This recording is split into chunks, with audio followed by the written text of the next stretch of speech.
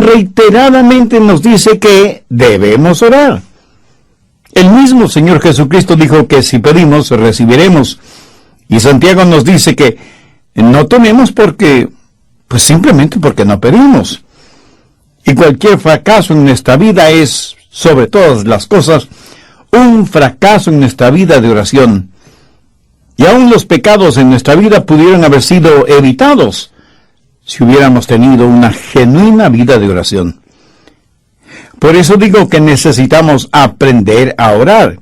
Y ese es el tema que veremos en la epístola de Santiago, la oración victoriosa.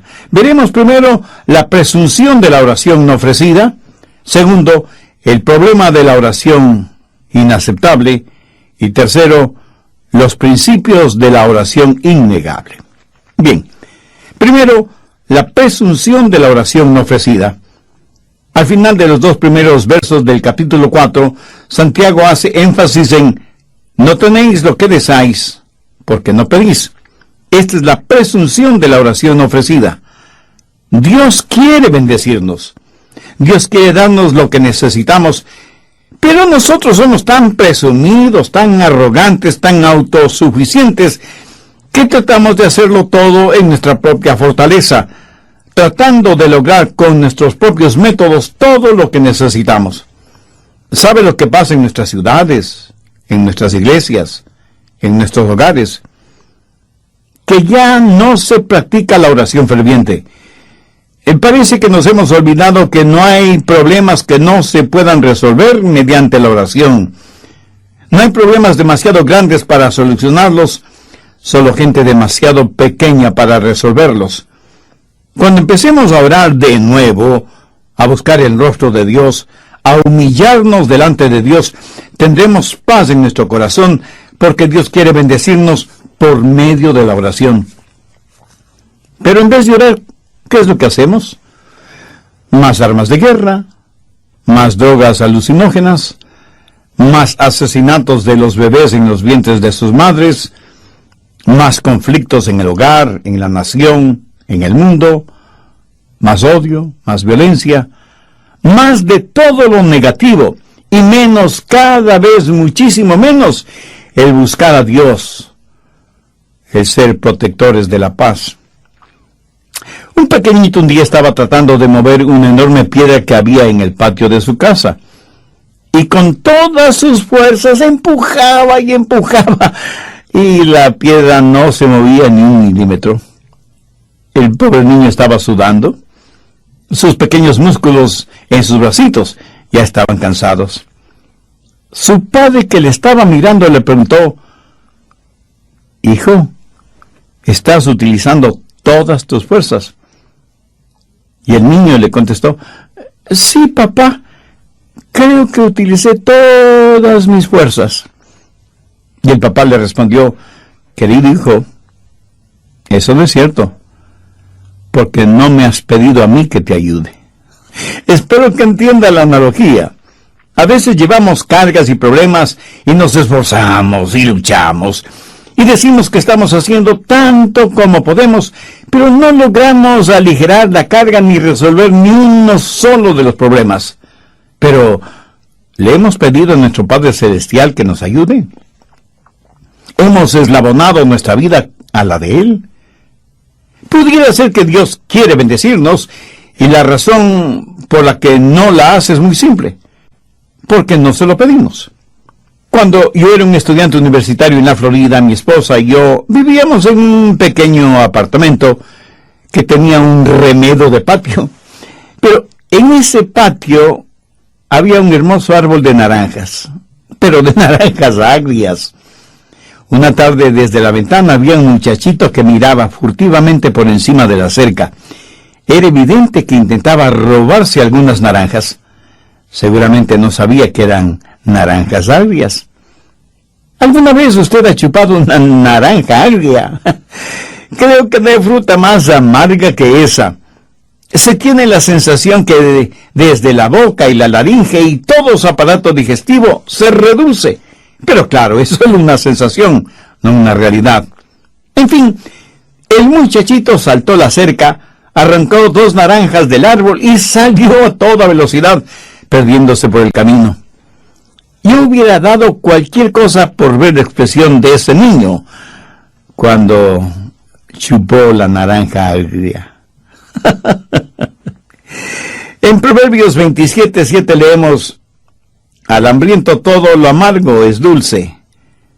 También dice que el pan del engaño es dulce, pero después su boca se llenará de grava.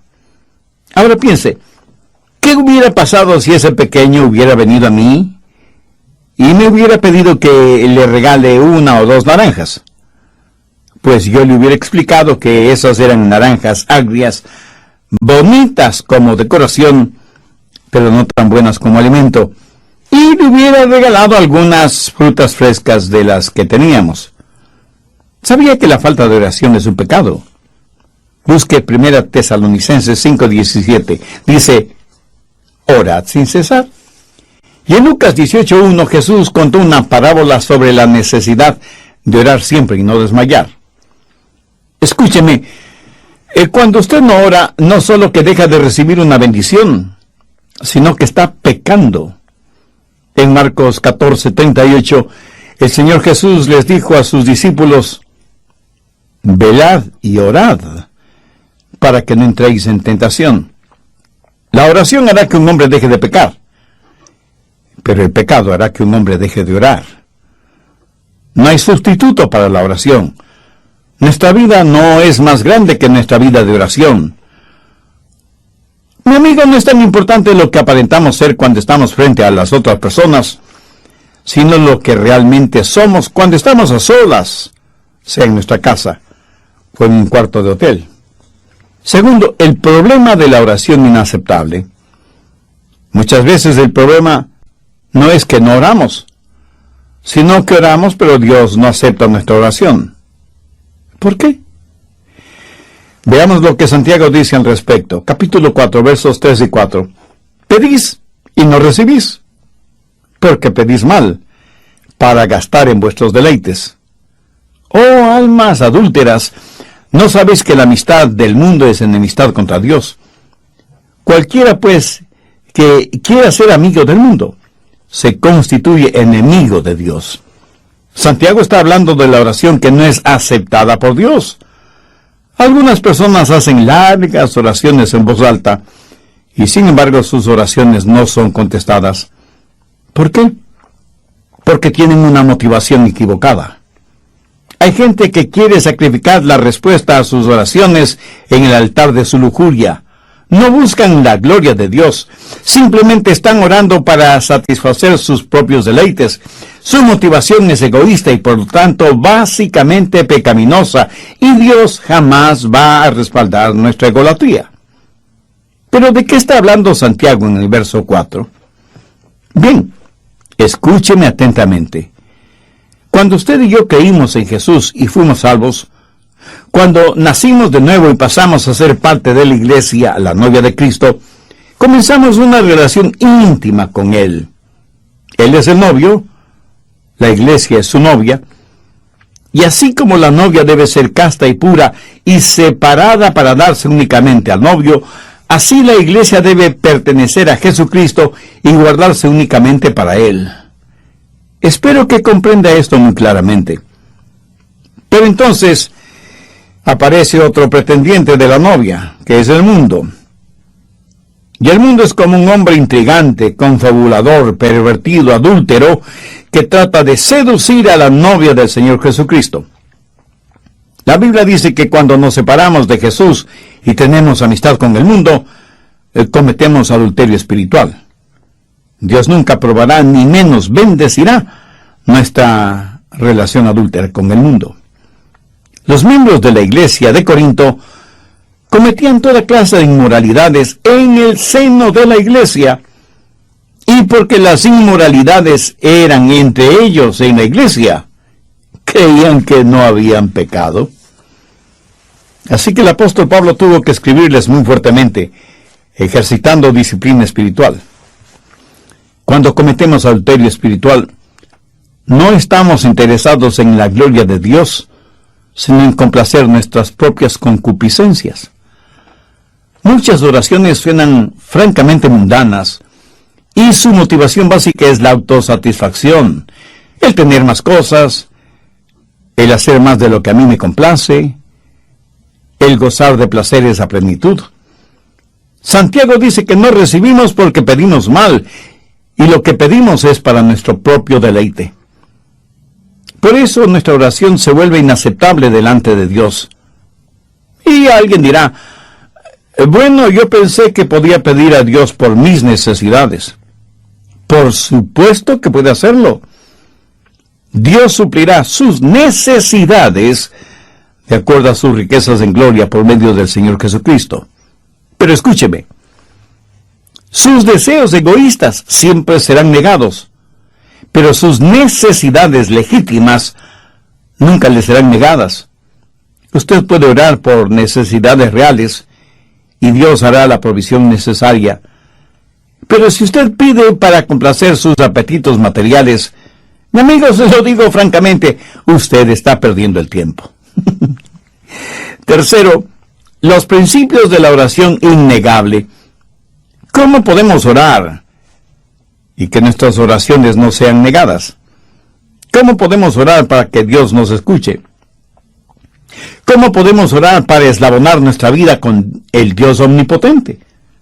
Santiago nos da 5 principios básicos que son vitales para usted, para mí, para todos nosotros. Primero, sensibilidad al Espíritu. Veamos Santiago 4:5. ¿O pensáis que la Escritura dice en vano, el Espíritu que Él ha hecho morar en nosotros nos anhela celosamente? ¿Quién es el Espíritu que mora en nosotros? Pues el Espíritu Santo. Y aquello de que nos anhela celosamente, en el original griego no tiene ninguna connotación sensual o sexual. El Espíritu Santo anhela celosamente, profundamente, determinadamente morar en nosotros. El Espíritu Santo que hace morada en nosotros anhela la devoción de nuestro corazón. ¿Sabe lo que Dios demanda de nosotros antes de que oremos? Demanda nuestro corazón. ¿Y sabe lo que el Espíritu Santo nos dice mientras mora en nosotros? Entrega tu devoción total a Cristo. El Espíritu Santo nos anhela celosamente por causa de Cristo. La Biblia enseña que Dios es un Dios celoso. Algunas personas no entienden esto. Piensan que cuando se habla de celos, siempre es algo malo. Pero los celos no siempre son malos. Cuando usted o yo somos celosos de nuestras obligaciones, estamos hablando de tener la virtud de la responsabilidad y la cumplimos a cabalidad, celosamente, si se quiere. Muchas veces somos celosos cuando no debemos serlo. Por ejemplo, un músico o un pintor no tiene ninguna razón de tener celos de otros músicos o pintores, porque ni la música ni la pintura son de su exclusiva propiedad. Un atleta no debería tener celos de otro atleta, porque él no tiene patente sobre el atletismo. Un pastor no debería tener celos de otro pastor, porque la palabra de Dios no le fue entregada únicamente a él. Aunque debo reconocer que algunos pseudopastores o profetas o apóstoles actúan como si Dios tuviera contacto única y exclusivamente con ellos. ¡Qué orgullo! ¿No le parece? Y aunque en el mundo hay miles y miles de predicadores, hay un solo Dios, y ese único Dios es omnisciente, omnipresente y omnipotente. Dios es un Dios celoso. Es el Dios que no quiere un lugarcito, ni quiere ser prominente en su vida. Él demanda ser preeminente. La Biblia dice que en todas las cosas Jesús debe ser preeminente. Y el Espíritu Santo que nos ha sido dado por Dios está constantemente diciéndonos que en nuestro corazón y en nuestra vida, Jesús debe ser Señor. ¿Quiere que sus oraciones sean contestadas? Entonces tiene que ser sensible, sensitivo al Espíritu Santo que mora en usted. Esto es lo que la Biblia llama orar en el Espíritu. Verá, oramos en el Espíritu por medio del Señor Jesucristo a Dios el Padre. El Espíritu Santo quiere pensar a través de nuestra mente, quiere sentir a través de nuestro corazón, quiere expresarse a través de nuestros labios, quiere llorar a través de nuestros ojos, quiere gemir a través de nuestro espíritu en oración. Por eso debemos estar orando siempre en el Espíritu, con toda súplica y ruego. Santiago dice que primero debemos ser sensibles al Espíritu, porque es el Espíritu Santo quien nos enseña a orar. Por nosotros mismos no sabemos cómo orar, pero el Espíritu intercede por nosotros con gemidos que no pueden describirse. Cuando usted ora solo en su mente, o sea, intelectualmente, no se sorprenda de que sus oraciones no sean contestadas. Segundo, debe haber sumisión al Padre. Veamos los versos 6 y 7. Pero Él da mayor gracia. Por esto dice, Dios resiste a los soberbios y da gracia a los humildes. Someteos, pues, a Dios. Por favor, subraye esas últimas 4 palabras. Someteos, pues, a Dios. Ninguna oración será contestada hasta cuando no se haya sometido a Dios. Y el Espíritu Santo nos hace sensitivos a esta realidad. Y en este asunto, el Espíritu Santo es absolutamente celoso. ¿Sabe que Dios le ama con un amor celoso? O sea, con un amor que realmente se preocupa por usted. ¿Tiene usted esa clase de amor por Dios? Debemos someternos a Dios. ¿Sabe por qué muchas veces nuestras oraciones no son contestadas? Porque decimos, no tu voluntad, sino la mía sea hecha. Permítame decirle algo. La oración no es un ejercicio espiritual por medio del cual usted convence a Dios para que Él haga lo que no quiere hacer. No es el tratar de torcer la voluntad de Dios para que esté de acuerdo a la suya. Orar es saber la voluntad de Dios y hacerla. Por eso cuando nos acercamos a Dios, siempre debe ser diciendo, Padre nuestro que estás en los cielos, santificado sea tu nombre, venga tu reino, hágase tu voluntad. ¿Saben dónde se metió el hombre en problemas? En el jardín del Edén, cuando el primer Adán dijo, no tu voluntad, sino la mía sea hecha. Pero gracias a Dios por el segundo Adán, el Señor Jesucristo, quien oró en otro jardín, el de Getsemaní, y dijo, no mi voluntad, sino la tuya sea hecha. Y esa es la clase de oración que será contestada. Cuando nos acercamos a Dios, sometiendo nuestra voluntad a la voluntad del Padre, nuestra oración será contestada. ¿Está usted sometido a la voluntad del Padre? Esta es la confianza que tenemos en Él, que si pedimos de acuerdo a su voluntad, Él nos escuchará y nos contestará. Nuestro mayor problema es que somos tan testarudos, tan orgullosos, tan arrogantes que venimos a la presencia de Dios pavoneándonos delante de Él como si estuviéramos haciéndole a Él un favor. No en vano nuestra oración no es contestada. Someteos pues a Dios. Mi amigo, mi amiga, ¿se ha sometido usted a Dios? ¿Busca hacer la voluntad de Dios o quiere seguir haciendo su propia voluntad? ¿Ama y se deleita en hacer la voluntad de Dios o considera que la voluntad de Dios es una muy pesada carga? Si usted no busca el hacer la voluntad de Dios, escúcheme, pierde el tiempo orando a Dios. La oración no es para los rebeldes. Santiago dice que no tenemos porque no pedimos y que cuando pedimos, pedimos mal. Sométase pues a Dios. Cuando comenzamos a tomar en serio el señorío de Cristo, le puedo asegurar que nuestra oración será contestada. Tal vez no exactamente como nosotros quisiéramos, pero será contestada. Y recuerde que aún un no es una respuesta válida. Tercero, debemos resistir al diablo. Nuevamente, leamos el verso 7. Someteos pues a Dios, resistid al diablo, y huirá de vosotros. ¿Alguna vez ha pensado en el diablo huyendo de usted? Para la mayoría de nosotros, esa sola idea nos parece risible o ridícula. Lo máximo que esperamos es que el diablo no nos moleste, que nos deje tranquilos, aunque sea solo por un tiempito. Pero escuchemos algunas palabras de Jesús. Os doy autoridad sobre todo poder del enemigo. Mayor es el que está en ustedes que el que está en el mundo. La clave de la oración poderosa, aquella que no le será negada, es cuando ora, sepa que entra en una batalla contra el diablo. Porque la oración es la mayoría de las veces una batalla. La Biblia dice que debemos ponernos toda la armadura de Dios para poder resistir los ataques del enemigo. Ahora, tome nota de lo que dice Efesios 6:18, orando en todo tiempo con toda oración y súplica en el Espíritu, y velando en ellos con perseverancia y súplica por todos los santos. ¿Lo ve? La oración es una batalla. Cuando nos ponemos la armadura de Dios, nos estamos preparando para la batalla.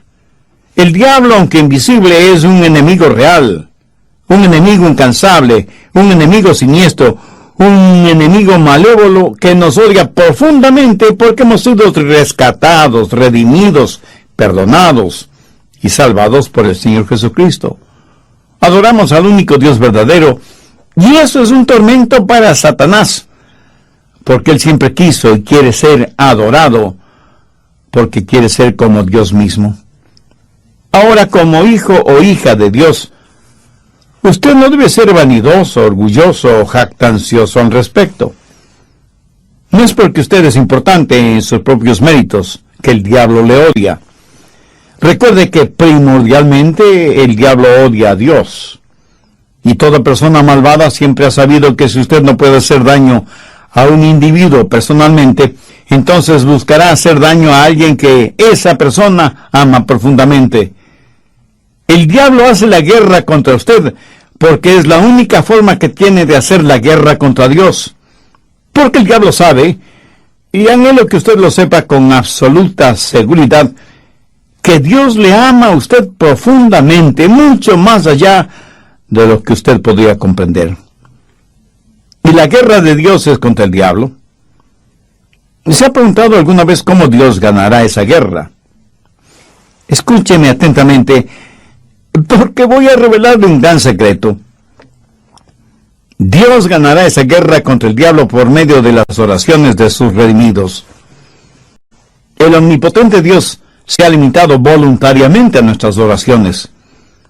Dios actúa cuando oramos, y es por eso que la oración es un verdadero campo de batalla. El diablo se ríe de nuestros programas, de nuestras organizaciones, de nuestros edificios.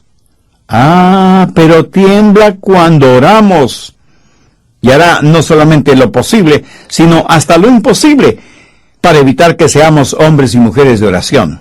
Es más, el diablo hasta podría animarle a que asista a la iglesia y lea la Biblia, si con eso puede evitar que usted ore. Si usted no tiene tiempo de ir a la iglesia, y por alguna razón lógica tiene que quedarse en casa, aproveche esa oportunidad para orar. Pero si puede ir a la iglesia y adorar a Dios, y tener comunión con los hermanos, y escuchar el mensaje de la palabra de Dios y orar, eso es mucho, mucho mejor. Mi amigo, lo que le estoy diciendo lo puedo resumir en lo siguiente. No hay sustituto para la oración. Al diablo no le interesa lo que yo predico. Creo que hasta nos anima a tener una vida religiosa, centrada en lo que nosotros queremos hacer y cómo lo queremos hacer, si con eso logra que no utilicemos el poder que Dios nos ha dado para que se haga realidad por medio de la oración honesta y persistente, recordando lo que la Biblia dice: orad sin cesar. Una vez que somos sensibles a la voz del Espíritu Santo y nos sometemos a la voluntad del Padre, entonces, escúcheme bien, entonces y solo entonces estaremos listos a resistir al diablo y sus acechanzas. Permítame enfatizar la siguiente verdad. antes de resistir al diablo es mejor que se someta a Dios, o usted tendrá que enfrentar tremendos problemas. Pero cuando se somete a Dios y tiene celo por su causa, y Jesucristo es su Salvador y Señor, entonces usted podrá repudiar los ataques del diablo, podrá resistir sus embates, podrá sacarle de su propiedad espiritual porque usted le pertenece al Padre. En el nombre de Jesucristo y en el poder de su sangre, saque a Satanás de su vida. Y el diablo huirá de usted, porque usted es un hombre poderoso o una mujer poderosa en la oración. Cuarto, debemos separarnos del mundo. Santiago 4:8 dice, acercaos a Dios y Él se acercará a vosotros. Pecadores, limpiad las manos, y vosotros los de doble ánimo, purificad vuestros corazones. Aquí el apóstol está hablando del principio de la separación del mundo, y será imposible que usted trate de separarse del mundo sin haber resistido al diablo. Y no podrá resistir al diablo hasta que no se haya sometido a Dios. Y no podrá someterse a Dios hasta que no sea sensible a la voz del Espíritu Santo. Pero una vez que se ha sometido a Dios y ha resistido al diablo, es el tiempo de separarse del mundo.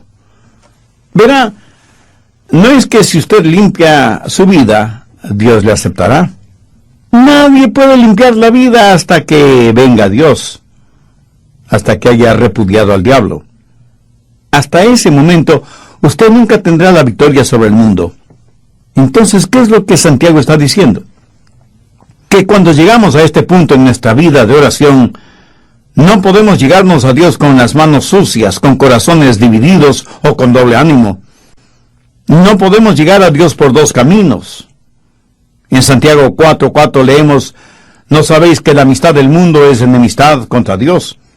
Cualquiera pues que quiera ser amigo del mundo, se constituye enemigo de Dios.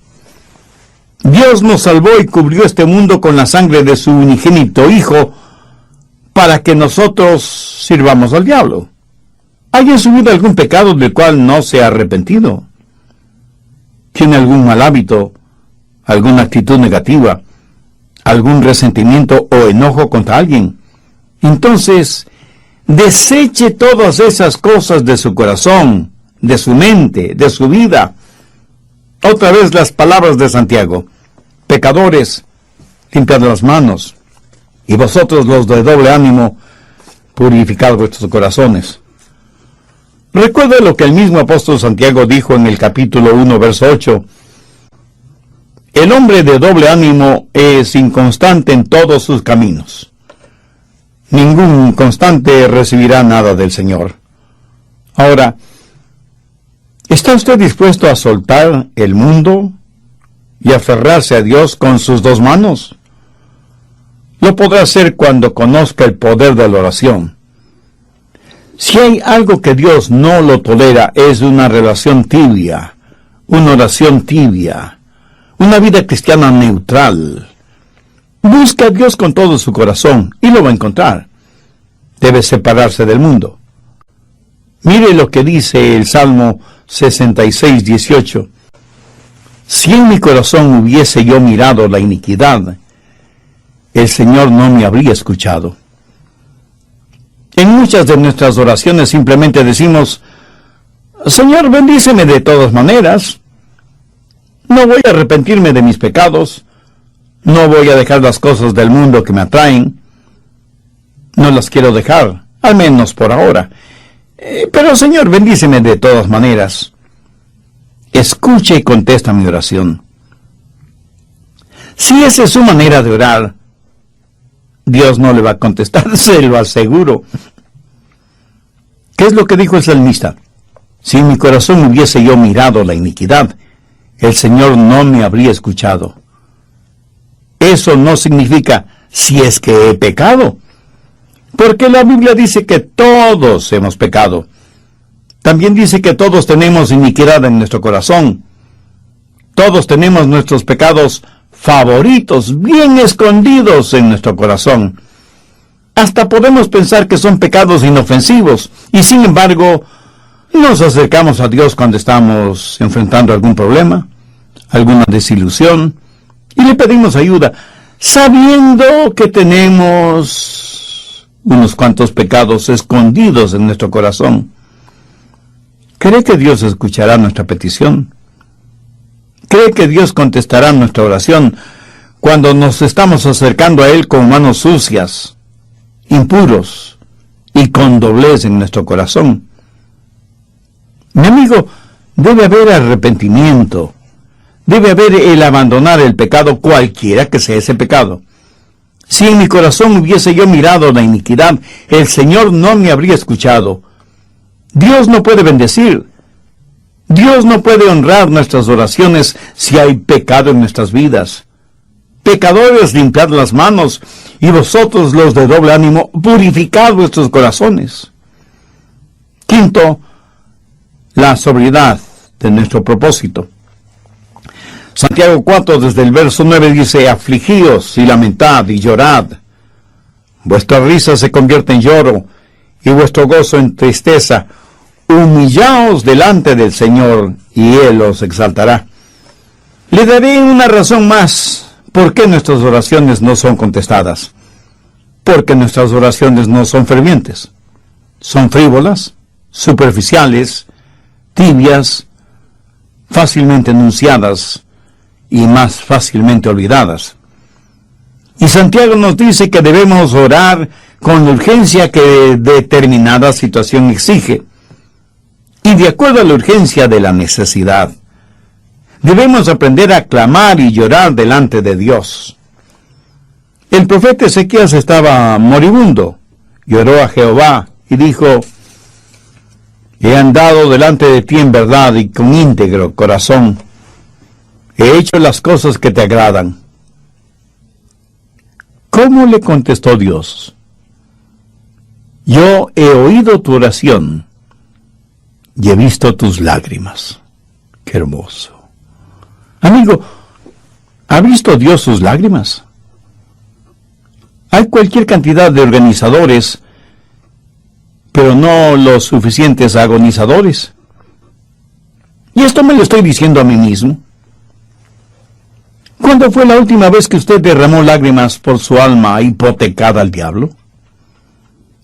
¿Cuándo fue la última vez que usted oró antes de comer? ¿Cuándo fue la última vez que pasó un considerable tiempo en ayuno y oración? ¿Ha habido alguna noche en la cual usted agonizó en oración por la salud física o espiritual de su cónyuge, o de sus hijos, o de sus familiares, o de sus amigos? ¿Cuándo fue la última vez que usted le dijo a Dios, Dios, no te dejaré ir hasta que me bendigas? ¿No cree que ya es tiempo de pedirle perdón a Dios por nuestras oraciones insustanciales, fáciles, débiles, egocéntricas? ¿No cree que ya es tiempo de quebrantarnos en oración delante de Dios? El rey David supo esto por experiencia propia, por lo cual pudo decir, los sacrificios de Dios son el espíritu quebrantado, al corazón contrito y humillado no despreciarás tú, oh Dios. Santiago es muy serio cuando habla de la oración. Por eso dice, la oración eficaz del justo puede mucho. Con profunda tristeza he notado que en la práctica del cristianismo en este siglo falta primordialmente la oración ferviente. Mucho de lo que se considera oración en muchas iglesias, independientemente de su denominación, no es nada más que una piadosa verborrea espiritual. Que Dios nos ayude como creyentes y como miembros de alguna iglesia bíblica y cristocéntrica a aprender el secreto de la oración victoriosa. Muchas oraciones suenan francamente mundanas y su motivación básica es la autosatisfacción, el tener más cosas, el hacer más de lo que a mí me complace, el gozar de placeres a plenitud. Santiago dice que no recibimos porque pedimos mal, y lo que pedimos es para nuestro propio deleite. Por eso nuestra oración se vuelve inaceptable delante de Dios, Y alguien dirá, bueno, yo pensé que podía pedir a Dios por mis necesidades. Por supuesto que puede hacerlo. Dios suplirá sus necesidades de acuerdo a sus riquezas en gloria por medio del Señor Jesucristo. Pero escúcheme, sus deseos egoístas siempre serán negados, pero sus necesidades legítimas nunca le serán negadas.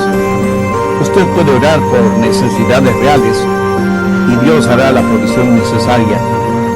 Pero si usted pide para complacer sus apetitos materiales, amigos, se lo digo francamente, usted está perdiendo el tiempo. Tercero, los principios de la oración innegable. ¿Cómo podemos orar y que nuestras oraciones no sean negadas? ¿Cómo podemos orar para que Dios nos escuche? ¿Cómo podemos orar para eslabonar nuestra vida con el Dios omnipotente? Santiago nos da 5 principios básicos que son vitales para usted, para mí, para todos nosotros. Primero, sensibilidad al Espíritu. Veamos Santiago 4:5. ¿O pensáis que la Escritura dice en vano, el Espíritu que Él ha hecho morar en nosotros nos anhela celosamente? ¿Quién es el Espíritu que mora en nosotros? Pues el Espíritu Santo. Y aquello de que nos anhela celosamente, en el original griego no tiene ninguna connotación sensual o sexual. El Espíritu Santo anhela celosamente, profundamente, determinadamente morar en nosotros. El Espíritu Santo que hace morada en nosotros anhela la devoción de nuestro corazón. ¿Sabe lo que Dios demanda de nosotros antes de que oremos? Demanda nuestro corazón. ¿Y sabe lo que el Espíritu Santo nos dice mientras mora en nosotros? Entrega tu devoción total a Cristo. El Espíritu Santo nos anhela celosamente por causa de Cristo. La Biblia enseña que Dios es un Dios celoso. Algunas personas no entienden esto. Piensan que cuando se habla de celos, siempre es algo malo. Pero los celos no siempre son malos.